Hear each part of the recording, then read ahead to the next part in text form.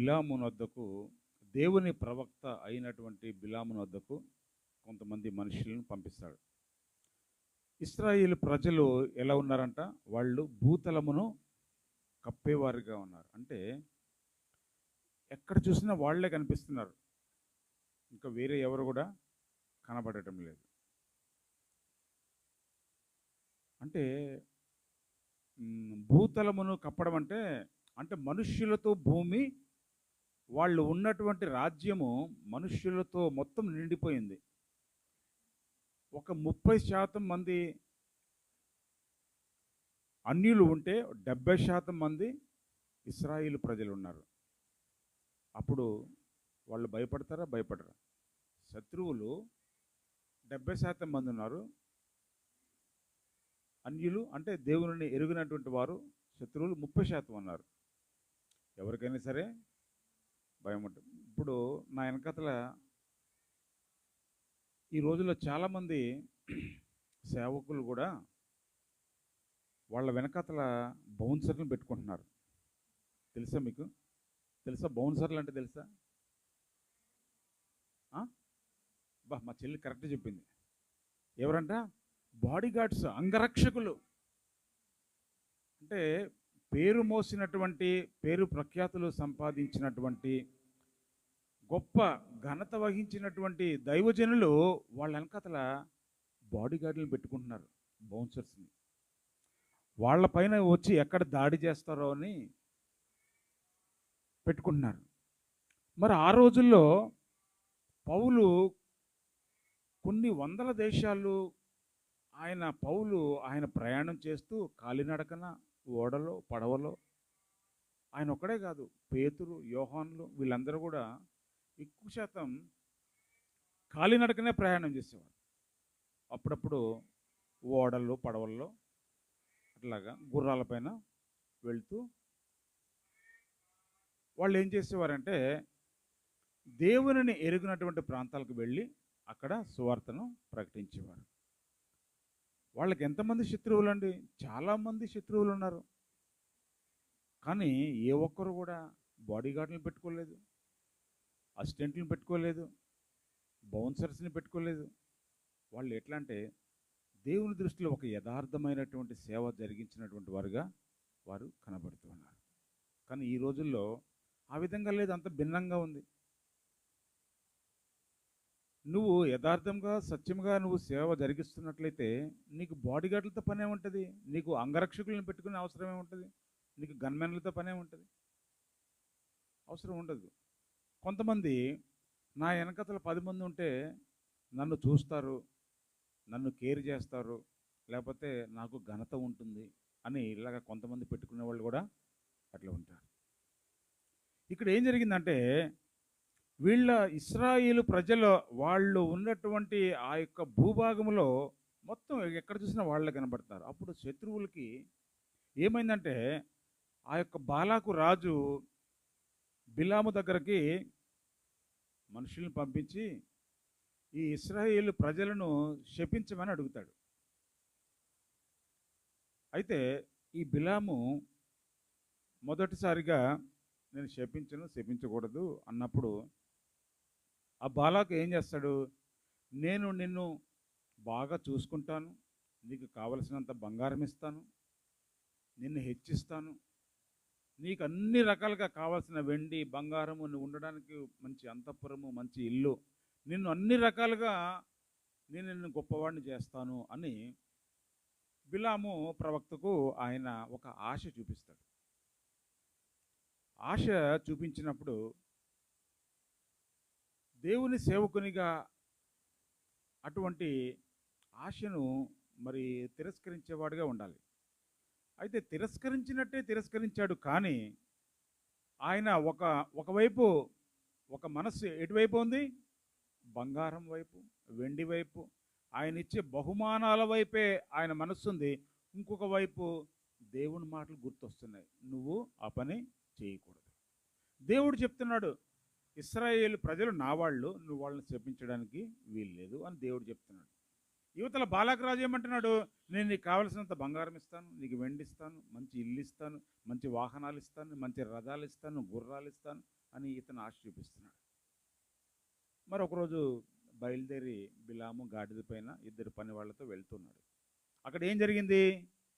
దేవుని కోపము రగులుకుంది. చూడండి, అదే 22వ అధ్యాయంలోనే 22వ వచనం చదవండి.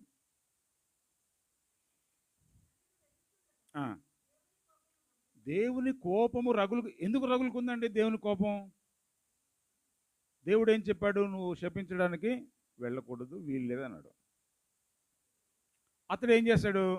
వెళ్తా ఉన్నాడు. అప్పుడు ఏమైంది? దేవుని కోపము రగులుకుంది. చివరికి ఒక గాడిదతో దేవుడు మాట్లాడించి ఆయనకి బుద్ధి వచ్చేలా చేశాడు.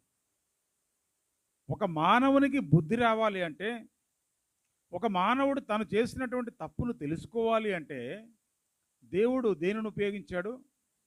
గాడిద. తను చేసినటువంటి సృష్టిలో ఉన్నటువంటి ఒక జంతువుని ఆయనకు బుద్ధి వచ్చేటట్లు మాట్లాడేటట్టు చేశాడు దేవుడు.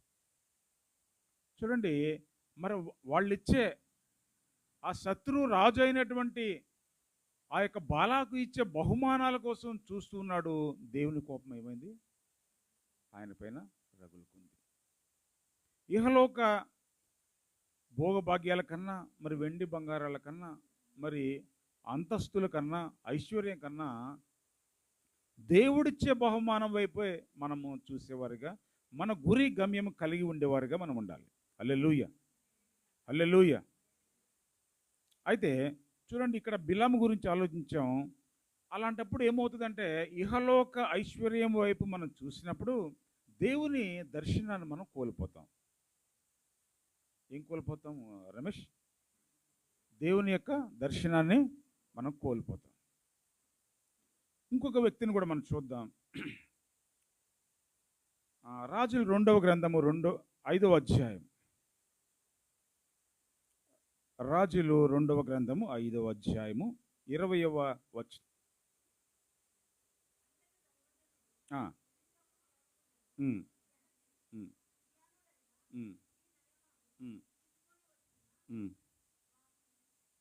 చదువమ్మా.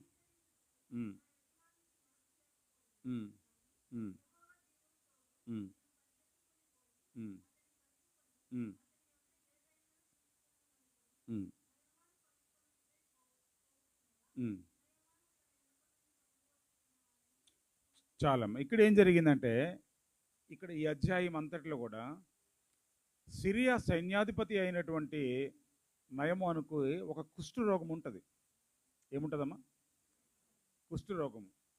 ఎలీషా ఏం చేస్తాడంటే, నువ్వు యోర్దాను నదిలోకి వెళ్ళి 7 మార్లు నువ్వు మునిగితే నీకు ఈ కుష్ఠరోగం పోతుంది అని చెప్తాడు. ఎవరు చెప్తారు? ఎలీషా చెప్తాడు. ప్రవక్త అయినటువంటి ఎలీషా చెప్తాడు. చెప్పినప్పుడు అతను ఎలీషా చెప్పినట్టు చేస్తాడు. చేసిన తర్వాత 7 సార్లు యోర్దాను నదిలో మునిగిన తర్వాత ఏం జరుగుతుంది? అతని కుష్ఠరోగం అంతా పోతుంది. పోయి పసిపిల్లవాని దేహం వలె ఆ మంచి శరీరం తయారవుతుంది.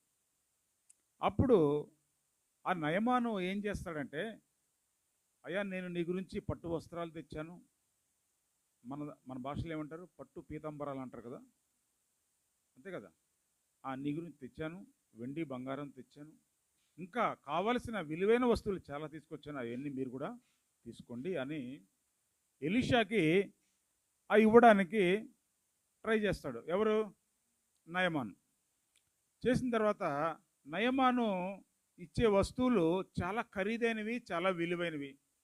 మరి ఎలీషా అవి ఉంచుకోవాలనుకుంటే ఉంచుకోవచ్చు, కానీ ఎలీషా వాటిని తిరస్కరించి మీరు ఎలాగొచ్చారో మీ దారిని మీరు వెళ్ళిపోండి అన్నాడు. వాళ్ళు బయలుదేరి వెళ్ళిపోతున్నప్పుడు ఎలీషా శిష్యుడైనటువంటి గెహజీకి ఒక దుర్బుద్ధి పుడుతుంది మనసులో. ఇదేంటిది? వెండి బంగారము, పట్టు పీతాంబరాలు, ఇంకా ఏవేవో చాలా విలువైన వస్తువులు తెచ్చాడు ఆ సైన్యాధిపతి. మా గురువు గారికి ఏమో ఇవన్నీ తీసుకోవడం ఇష్టం లేదు, ఆయనకి మనస్సు లేదు. ఆయన అసలు ఇది మంచి సమయం సంపాదించుకోవడానికి, కానీ ఆయనకి బుద్ధి లేదు, ఇంకేదేదో అనుకున్నాడు ఆయన. ఆయనకి మనస్సు లేదు అని అనుకుని ఇప్పుడు అవన్నీ కూడా నేను సొంతం చేసుకుంటే ఎంత బాగుండు అని తన మనసులో దుర్బుద్ధి పుట్టింది. అసలు మొట్టమొదటిగా ఈ లోకం అనేది ఏర్పడక ముందే సాతానుడికి ఒక దుర్బుద్ధి పుట్టింది. తెలుసా మీ అందరికీ తెలిసే ఉంటుంది. అయినా సరే ఒకసారి నేను రిపీట్ చేయడానికి నేను ప్రయత్నం చేస్తాను. ఈ లూసిఫర్ పరలోక రాజ్యంలో ఒక ప్రధాన దూతగా ఉండేవాడు. ఎలా ఉండేవాడు? అంటే దూతలందరిపైన హెడ్ అనమాట. ఎవరు? లూసిఫర్. అయితే ఈ లూసిఫర్లో ఒక దుర్బుద్ధి పుట్టింది.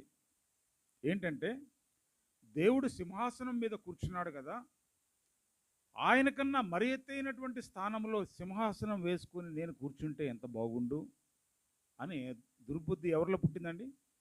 లూసిఫర్లో పుట్టింది. దేవుడు తన యొక్క దుర్బుద్ధిని గుర్తెరిగి దేవుడు లూసిఫర్ని ఏం చేశాడు? అక్కడి నుంచి కిందన భూమండలం పైకి త్రోసివేశాడు. పరలోక రాజ్యంలో మంచి హోదాలో ఉన్నటువంటి వ్యక్తి దుర్బుద్ధి చేత ఈ భూమండలం పైకి ఆయన త్రోసివేయబడ్డాడు. చూడండి, వాక్యంలో కూడా ఉంటుంది, ఓ తేజో నక్షత్రమా, వేకువ చుక్క, నువ్వు ఎలా అంత ఉన్నతమైన స్థానం నుండి నువ్వు క్రిందకు పడదోయబడ్డావు అని ఆయన గురించి ఆ వాక్యము చెప్పబడింది. ఇక్కడ ఈ బుద్ధి ఇప్పుడు ఎవరిలో వచ్చిందండి? ఎలీషా శిష్యుడు అయినటువంటి గెహజీలో ఈ దుర్బుద్ధి పుట్టింది.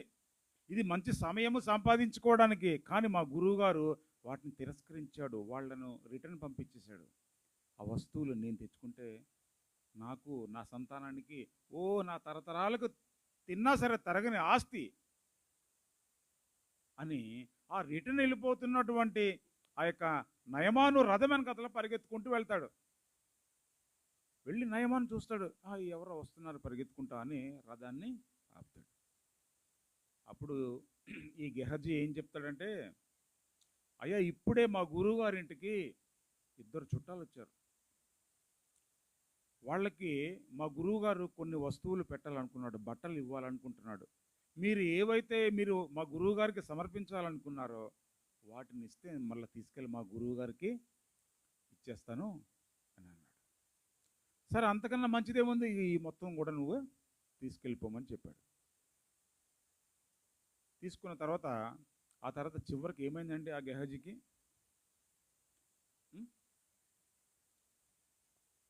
చివరికి ఏమైంది? నయమానుకు ఏదైతే కుష్టు ఉందో ఆ కుష్టు గెహజీకి అంటుకుందండి. గెహజీకి ఆ కుష్టు రావడమే కాదు, తన సంతతి వారందరికీ కూడా గెహజీ అంటించాడు. ఏం జరిగిందంటే పాపం వాళ్ళు ఏం చేశారు? ఇక్కడ తప్పు చేసింది ఎవరు?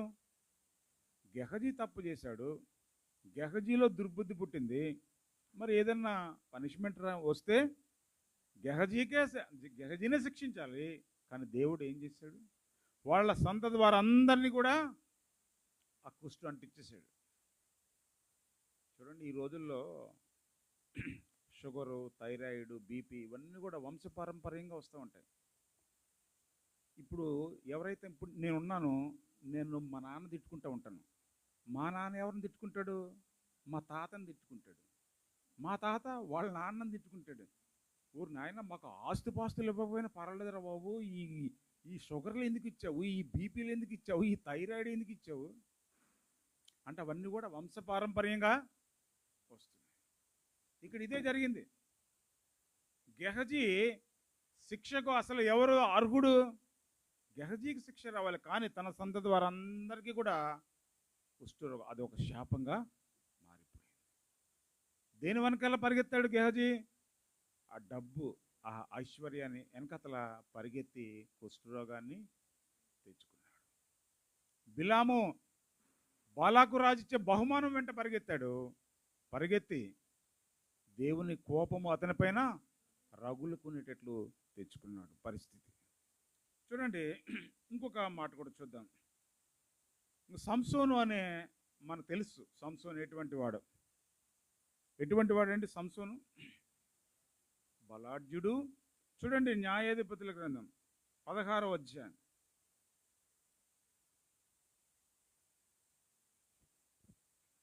న్యాయాధిపతుల గ్రంథం 16వ అధ్యాయం మొదటి వచనం.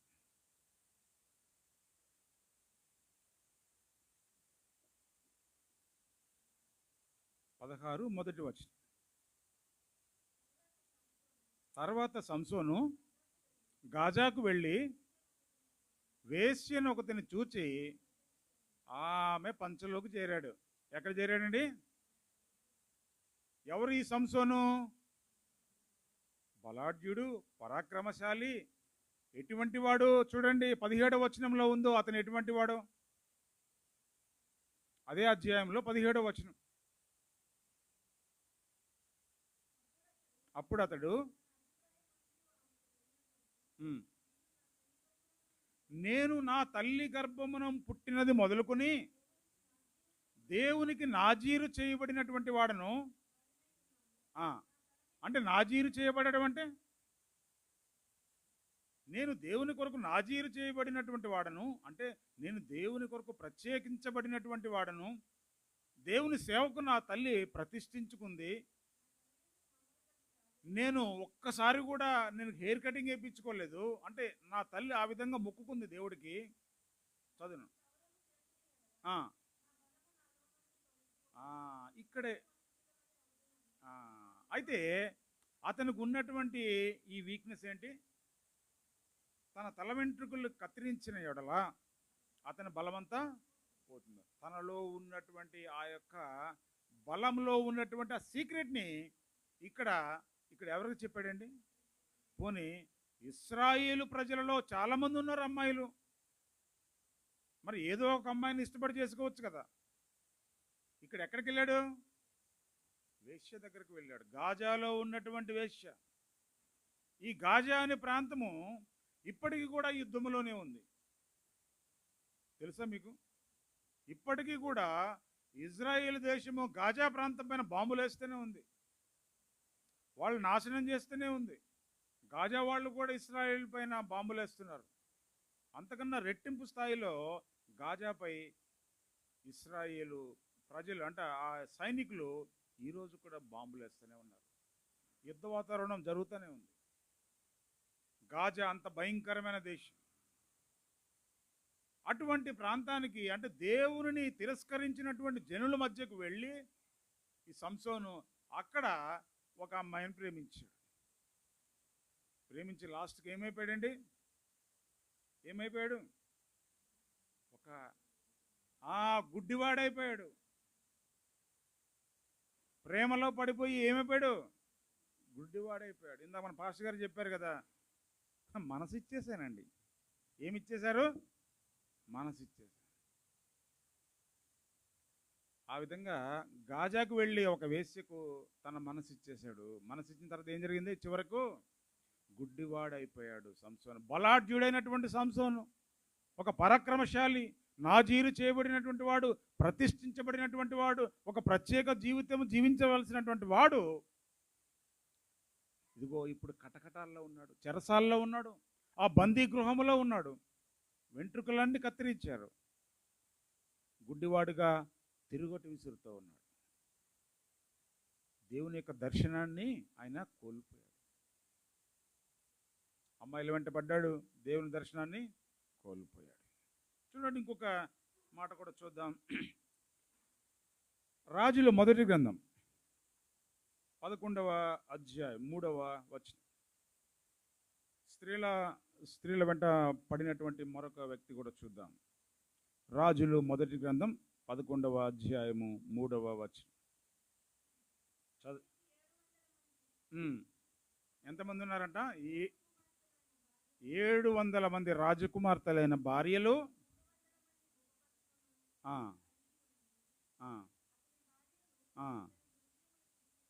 అతని భార్యలు అతని హృదయమును, అంటే అప్పటి వరకు దేవుని వైపు ఉంది సొలొమోను హృదయము.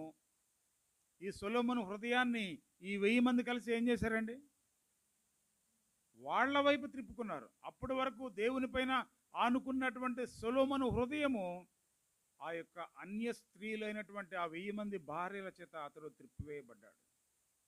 తత్ఫలితంగా ఏమైంది చూడమ్మా, 8వ వచనం ఏముంది?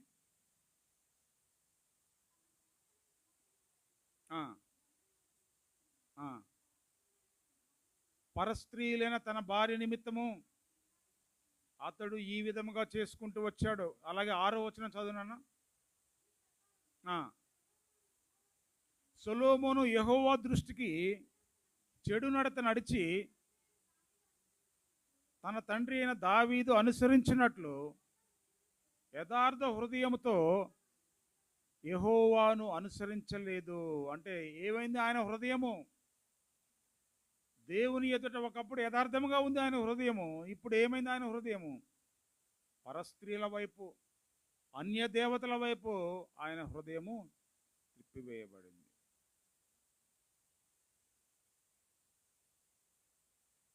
సరే, ఇప్పటి వరకు మనం కొన్ని చూసుకున్నాం. మరికొన్ని ఇప్పుడు ఇవి చూసినవన్నీ కూడా నెగిటివ్. ఇప్పుడు పాజిటివ్ విషయాలు చూసుకుందాం. ఏంటి?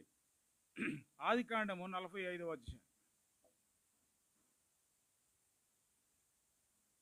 ఆదికాండం 45వ అధ్యాయము 9వ వచనం.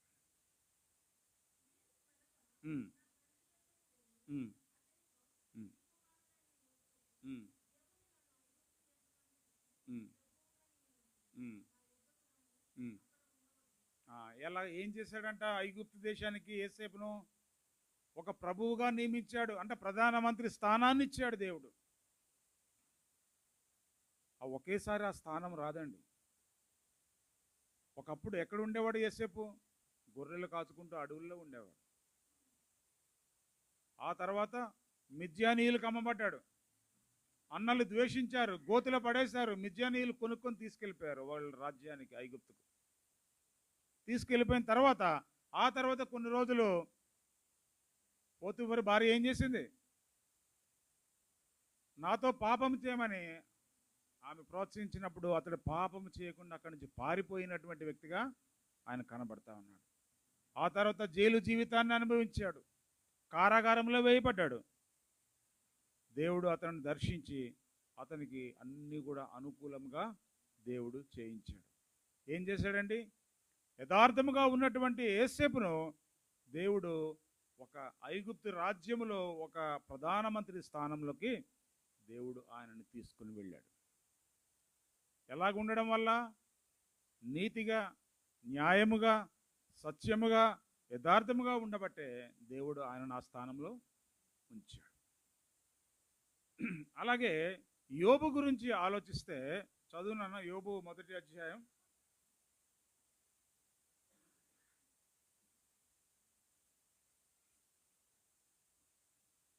యోబు గ్రంథం 1వ అధ్యాయము 1వ వచనం నుంచి.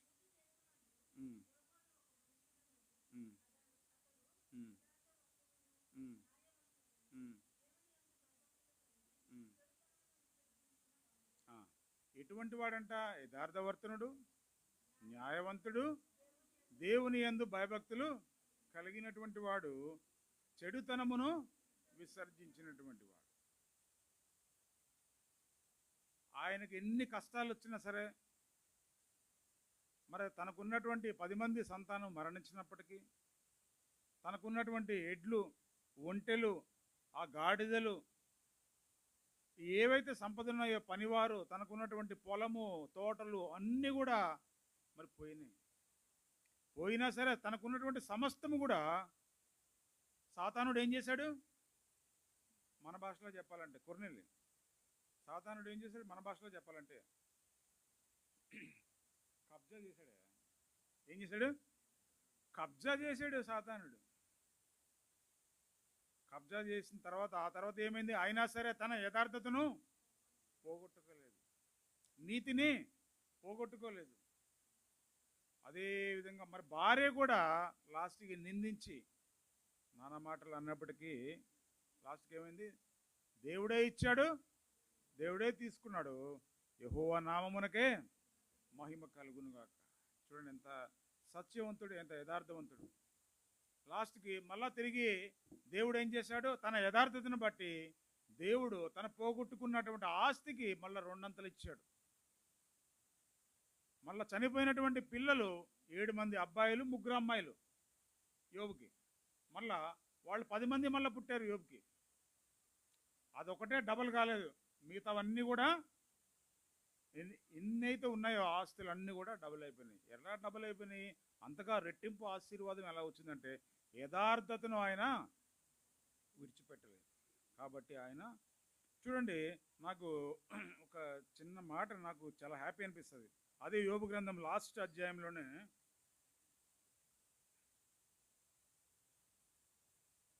15-16 వచనాలు. ఆ, ఉమ్, ఉమ్, ఉమ్. తర్వాత పుట్టిన వాళ్ళు ఎంతో సౌందర్యవంతులు పుట్టారంట యోబుకి. మంచి అందమైనటువంటి అబ్బాయిలు, మంచి అందమైనటువంటి అమ్మాయిలు మళ్ళా రెండోసారి పుట్టారంట. అయితే ఆ అమ్మాయిలకి ఏం చేశాడు? వారి తండ్రి వారి సహోదరులతో పాటు వారికిని స్వాస్థ్యం ఇచ్చాడు. ఎవరెవరికి ఎంతెంత పంచి పెట్టాలో అంత కూడా పంచిపెట్టాడు. ఏంటి తండ్రి తల్లిదండ్రులు ఏం చేస్తారండి పిల్లలకు? కూతుళ్ళే కానీ కొడుకులే కానీ వాళ్ళకి ఎంతెంత వాటాలు రావాలో సమానంగా పంచిపెట్టాలి. ఏం చెల్లి, అంతే కదా? నిన్నే శాంతి, ఎంత రావాలో ఆస్తులు పాస్తులు ఐశ్వర్యాలు అన్నీ కూడా సమానంగా ఆ రోజు యోబు పంచాడు. కానీ ఈరోజు తల్లిదండ్రులు ఆ విధంగా లేరు చాలామంది. కొన్ని ఆస్తుల దగ్గర గొడవలు, భూముల దగ్గర గొడవలు, బంగారం దగ్గర, అన్నిటి దగ్గర కూడా గొడవలు, అన్ని లిటిగేషన్లే. కానీ ఇక్కడ ఏంటంటే ఈ వాక్యాన్ని అన్న చూసి కొంతమంది తల్లిదండ్రులు మారుతారు. ఆమెన్, హల్లెలూయా, హల్లెలూయా. అయితే ఏం చేశారంట, ఆ రెండోసారి పుట్టిన పిల్లలు చాలా అందంగా పుట్టారంట, మంచి ఐశ్వర్యవంతులు. వాళ్ళకి రావాల్సిన వాటా వాళ్ళకి యోబు వాళ్ళందరికీ పంచిచ్చినట్లుగా చూస్తున్నాము. అది ఎలా సాధ్యమవుతుంది అంటే తన యథార్థతను ఆయన విడిచిపెట్టలేదు కాబట్టి దేవుడు ఆయనను రెండంతలుగా ఆయనను ఆశీర్వదించాడు. ఇంకొక భక్తుడు ఉన్నాడు, ఆయన గురించి కూడా చూసి మనము ముగించుకుందాం. తిమోతి పత్రిక 2వ అధ్యాయము 4వ తిమోతి 2వ పత్రిక 4వ అధ్యాయము 7-8 వచనాలు.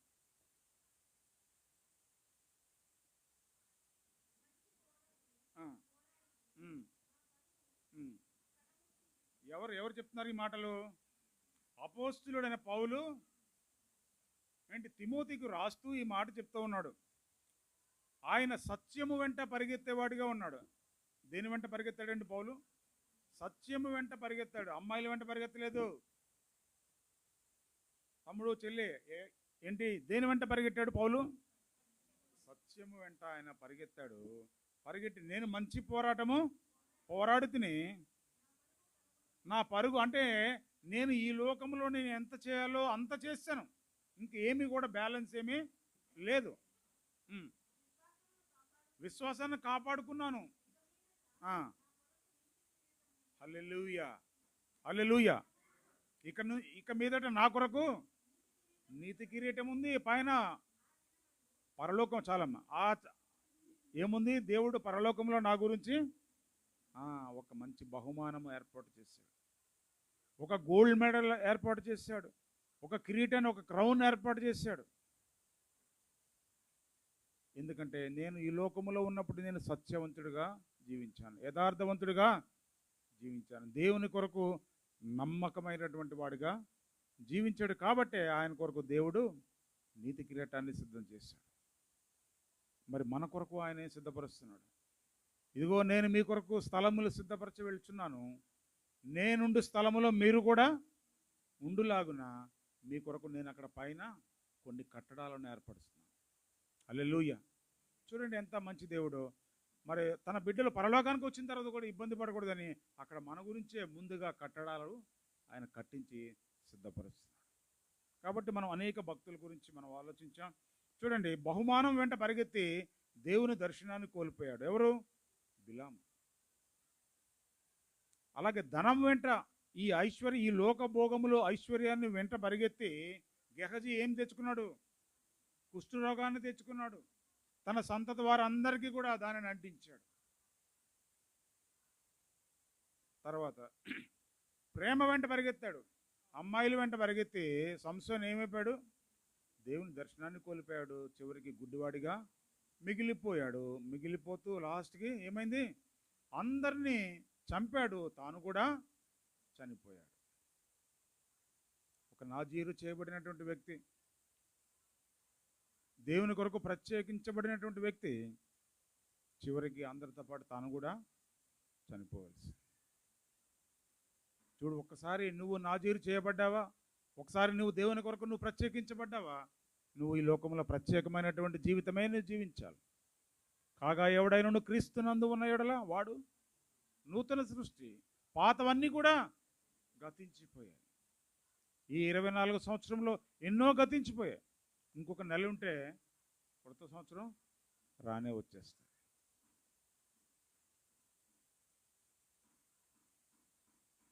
కాబట్టి ప్రేమ అని పరిగెత్తాడు సంసోను, లాస్ట్కి చనిపోయాడు. మరి ఫస్ట్ గుడ్డివాడిగా అయిపోయాడు, తర్వాత అందరితో పాటు ఆయన కూడా చనిపోయాడు. స్త్రీల వెంట పరిగెత్తాడు సొలొమోను, దేవుని దర్శనాన్ని కోల్పోయాడు. తర్వాత తన రాజ్యాన్ని కూడా వేరే రాజులు తీసేసుకున్నారు. దేవునికి ఇష్టం లేనటువంటి పనులు చేసినప్పుడు ఎక్కువ రోజులు రాజ్యాధికారాన్ని చేయలేరు. దేవుడు తన దగ్గర నుంచి తీసేసి వేరే వాళ్ళకి అది అప్పగిస్తాడు.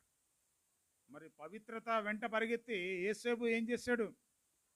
ఒక ఐగుప్తు సామ్రాజ్యానికి ఆయన ప్రధానమంత్రిగా ఎన్నిక చేయబడ్డాడు. పవిత్రత వెంట పరిగెత్తాడు. తర్వాత యథార్థత వెంట పరిగెత్తాడు యోబు. యథార్థవంతుడిగా జీవించి చివరికి 2 ఆశీర్వాదాన్ని పొందుకున్నటువంటి వ్యక్తిగా, భక్తుడిగా మనకి కనబడతా ఉన్నాడు. సత్యము వెంట పరిగెత్తాడు పౌలు. పరిగెత్తి నీతి కిరీటాన్ని ఆయన సొంతం చేసుకున్నాడు. కాబట్టి ఈ లోకంలో ఉన్నటువంటి మనము అందరం కూడా మనము ఒక పౌలు వలె, ఒక యోబు వలె, అలాగే ఒక యోసేపు వలె ఉండడానికి మనం ప్రయత్నం చేద్దాం. అట్టి కృప పరిశుద్ధాత్మ దేవుడు మనందరికీ